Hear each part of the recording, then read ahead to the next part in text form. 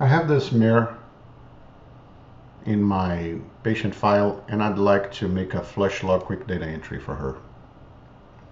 So I go to the flush log and I use the quick data entry.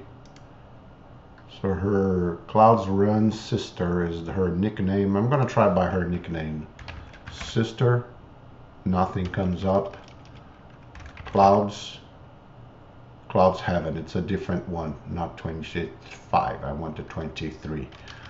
So why is this mare not in my drop down list box search? If I go back to main, here it says donor, and when I go back to the mare, her job purpose is still set as broodmare, and that's why she's not showing there.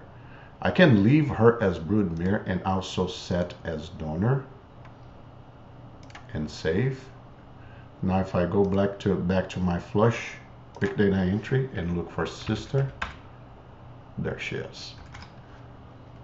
And I can continue with my data entry. So make sure that your mares are set for donors if you want to operate with them in quick data entry for flush log, embryo transfer log, or vitrified embryos log.